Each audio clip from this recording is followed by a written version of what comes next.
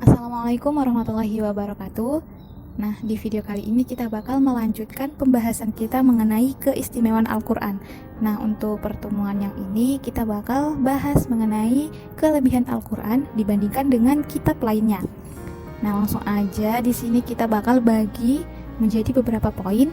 Kelebihan Al-Quran itu bisa kita lihat dari segi keasliannya Al-Quran atau dari segi kemurniannya.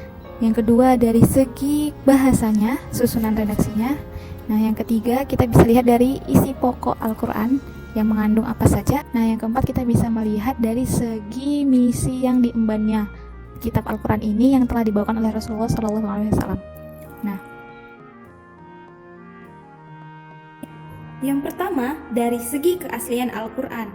Nah, telah dibuktikan setelah beberapa abad yang lalu, kitab suci Al-Quran tidak pernah mengalami perubahan sedikit pun. Bahkan hingga saat ini telah berlangsung 14 abad yang lalu, baik dari segi tulisan maupun isi kandungan Al-Quran. Nah, keadaan seperti ini yang akan terus berlangsung sampai akhir zaman kelak, yaitu keaslian Al-Quran yang telah diakui oleh pakar sejarawan, baik dari kalangan muslim maupun non-muslim. Ini senada dengan yang diungkapkan oleh Allah Subhanahu wa Ta'ala dalam firman-Nya pada surah Al-Hijr ayat 19. Inna nahnu nazzalna zikrah wa inna lahu lahafidhun. Sesungguhnya kamilah yang menurunkan Al-Quran dan sesungguhnya kami benar-benar memahaminya. Nah, yang kedua, kelebihan Al-Quran itu dari isi kandungannya, yaitu berbeda dengan kitab-kitab lainnya.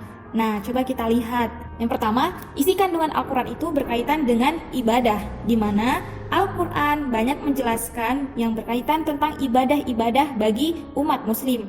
Nah, ibadah apa saja, baik itu sholat, zakat, haji, puasa, maupun ibadah lainnya, seperti sholat sunnah, sholat subuh, sedekah.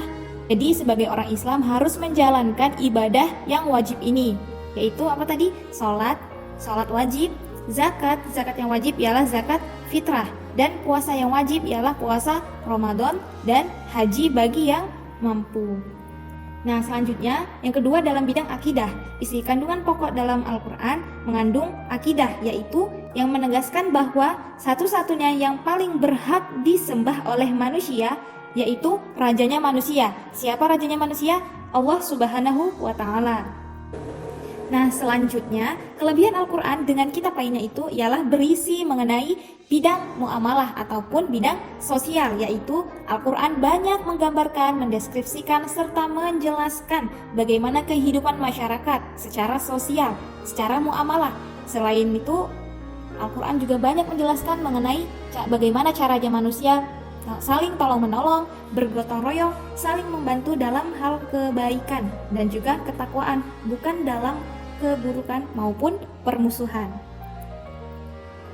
Senada dengan firman-Nya dalam Quran surah Al-Maidah ayat 2. Nah, selanjutnya kelebihan Al-Quran dengan kitab lainnya itu berisi mengenai akhlakul karimah, yaitu mengandung perbuatan-perbuatan baik atau menjelaskan bagaimana perbuatan-perbuatan ataupun akhlak-akhlak yang baik yang akan dikerjakan oleh manusia, yaitu Al-Quran telah memberi petunjuk, memberi bimbingan kepada manusia agar memiliki akhlak yang terpuji, menjalin hubungan sesama manusia, baik itu saling membantu sesama manusia, saling memberi, saling berbagi, menyapa, saling berikan bantuan kepada tetangga sendiri ataupun teman-teman lainnya.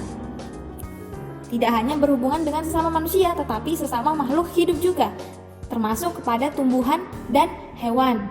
Nah, terlebih kita harus menjalin hubungan yang baik kepada Sang Pencipta, yaitu Allah Subhanahu wa Ta'ala. Nah, yang kelima, kelebihan Al-Quran berisikan kandungan pokok mengenai hukum-hukum, yaitu Al-Quran telah di mana dalam kandungan Al-Quran banyak sekali berkaitan mengenai hukum-hukum, termasuk dari hal-hal yang terkecil hingga ke hal-hal yang besar maupun hukuman yang besar. Bagaimana hukum korupsi, bagaimana apabila ia tidak amanah, apabila ia tidak mengerjakan sholat, apabila ia melanggar perintah orang tua, dan lainnya. Maka hukum ini mengandung konsekuensi dari segala perbuatan yang telah dilakukan manusia. Nah, selanjutnya yang ketiga, kelebihan Al-Quran yang di sini dilihat dari segi susunan bahasanya. Mengapa? Seperti yang telah dijelaskan di pertemuan yang lalu, bahwa Al-Quran diturunkan dalam bahasa Arab. Namun bahasa Arabnya bukan pada bahasa Arab masyarakat Arab, namun bahasa Arab yang memiliki sastra yang sangat tinggi, yaitu di mana dahulu orang-orang Arab sangat suka bersyair.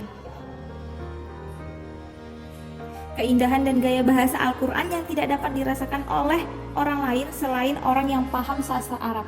Maka tidak jarang kita menemukan orang-orang yang ketika menjadi imam, bahkan tidak jarang kita temukan seorang imam yang telah mengimami sholat dan membaca ayat-ayat Al-Quran, banyak yang menangis karena ia memahami isi dan maksud dari Al-Quran itu sendiri. Selanjutnya, kelebihan Al-Quran yang keempat ialah dari segi misi yang diemban, yaitu bahwa Al-Quran ini telah berlaku dan akan berlaku sampai akhir zaman. Kenapa? Al-Quran berlaku untuk selama-lamanya. Karena kitab suci sebelum Al-Quran seperti kitab Zabur, Taurat, dan Injil hanya diberikan oleh masyarakat dan umatnya pada masa itu saja, atau bersifat temporer dan lokal. Temporer pada masa itu saja dan lokal pada wilayah itu saja. Sedangkan Al-Quran bersifat abadi dan universal.